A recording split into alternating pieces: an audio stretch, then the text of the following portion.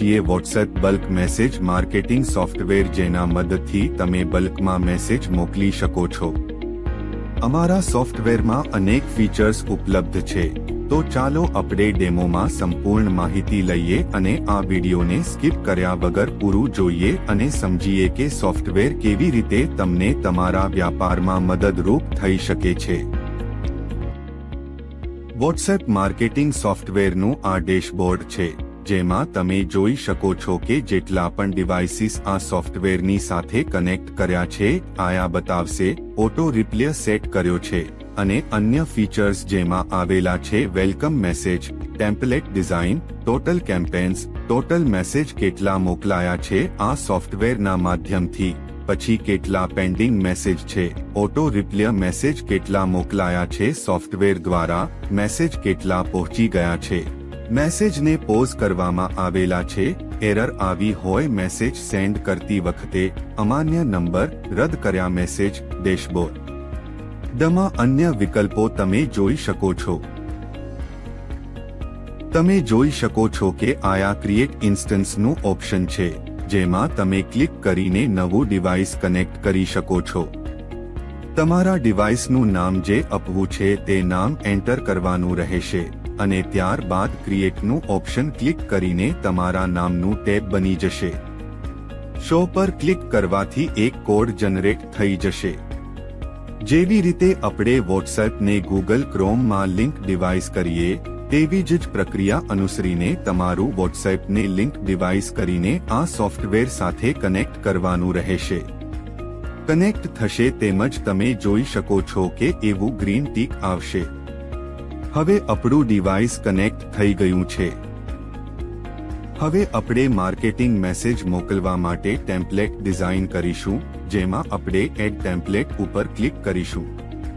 ત્યાર પછી ટેમ્પલેટનું નામ એન્ટર કરવાનું રહેશે અને પછી મેસેજ ટાઈપમાં વિવિધ ઓપ્શન છે, જેમાં ટેક્સ્ટ સાથે મીડિયા, પોલ સાથે મીડિયામાંથી જ ઓપ્શન પસંદ કરવાનું રહેશે. ત્યાર પછી આપણે ફાઇલ અપલોડ કરશો, જેમાં PNG, JPG અથવા PDF ફોર્મેટનો ઉપયોગ કરી શકશે. ત્યાર પછી કેપ્શન લખશો, જેમાં માર્કેટિંગ મેસેજ તમારે તમારા ઓડિયન્સને જે મેસેજ મોકલવો છે એન્ટર કરીને સેવ પર ક્લિક કરવાનું રહેશે.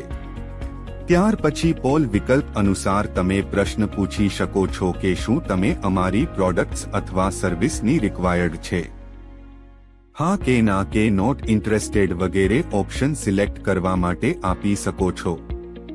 નોટ ઇન્ટરેસ્ટેડ ઓપ્શન લખવાનું કારણ એ છે કે જે લોકો તમારી સેવા અથવા પ્રોડક્ટ્સમાં ઇન્ટરેસ્ટેડ રાખતા નથી, તે લોકો નોટ ઇન્ટરેસ્ટેડનું વિકલ્પ પસંદ કરી શકે છે.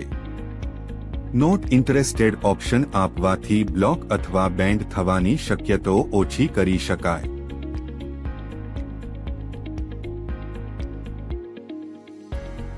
ત્યારબાદ આપણે ઓટો રિપ્લાય સેટ કરીશું. એડ ઓટો રિપ્લાય પર ક્લિક કરીશું.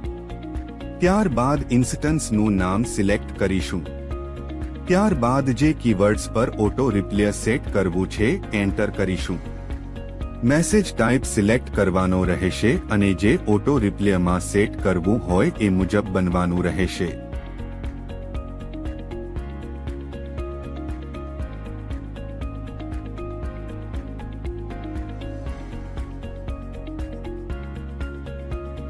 હવે આપણે જોઈએ નંબર ફિલ્ટરનું ઓપ્શન. નંબર ફિલ્ટર ઓપ્શનની અંદર આપણી પાસે જે ડેટા છે એને મેન્યુઅલ ઇમ્પોર્ટમાં આપણે એન્ટર કરીશું. ડેટા ઇમ્પોર્ટ કરવા માટે એનું ફોર્મેટ નામ કોમા નંબર હોવું જોઈએ. ત્યારબાદ ઇમ્પોર્ટ ઉપર ક્લિક કરીશું. હવે તમે જોઈ શકો છો કે આપણો ડેટા એન્ટર થઈ ગયો છે. નીચે ફિલ્ટરનું ઓપ્શન પર ક્લિક કરીશું અને આપ જોઈ શકો છો કે નંબર ફિલ્ટરની પ્રોસેસમાં જેટલા રેડ કલરથી નંબર દેખાય છે કે લોકો વોટ્સએપ યુઝ નથી કરી રહ્યા, જેને આપણે ક્લિયર નોન વોટ્સએપ નંબરના હેલ્પથી આપણે નોન વોટ્સએપ નંબરને કાઢી શકીએ છીએ. હવે આપણે એડ ટુ સેન્ડર ઉપર ક્લિક કરીશું તો તમે જોઈ શકો છો કે આપણે સેન્ડ મેસેજના ઓપ્શનમાં આવી ગયા છીએ. ત્યારબાદ આપણે ટેમ્પલેટ સિલેક્ટ કરવાનું રહેશે અને જે નંબર પરથી આપણે મેસેજ સેન્ડ કરવો છે એને સિલેક્ટ કરવાનું રહેશે. નીચે લાસ્ટમાં કેમ્પેઇનનું નામ આપીને સેન્ડ પર ક્લિક કરવાથી મેસેજીસ સેન્ડ થવાના સ્ટાર્ટ થઈ જશે. રિપોર્ટના ઓપ્શનમાં આપણે મેસેજ સેન્ડિંગ રિપોર્ટ જોઈ શકીએ છીએ. વ્યૂ રિપોર્ટના ઓપ્શનમાં આપણે જોઈ શકીએ છીએ total message, message send, message pending, message post, message cancelled, message failed, invalid number, non WhatsApp number. Received મેસેજના ઓપ્શનમાં જે વોટ્સએપ નંબર કનેક્ટ જે સોફ્ટવેર જોડે એ નંબરના બધા જે રિસીવ્ડ મેસેજ આયા શો થશે અને એને આપણે આયાથી એક્સપોર્ટ કરી શકીએ.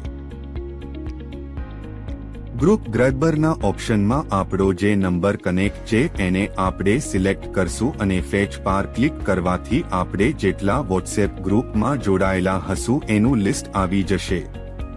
ત્યારબાદ ગ્રુપના મેમ્બર્સનો ડેટા ફાઇન્ડ કરવા માટે આપણે આયા સિલેક્ટ અને ઇમ્પોર્ટ કરીને ગ્રુપમાં મેમ્બર્સનો ડેટા મળી શકે અને એમને પર્સનલ મેસેજ કરવા હોય તો તેમને એડ ટુ સેન્ડર પર ક્લિક કરવાથી મેસેજ પણ મોકલી શકીએ.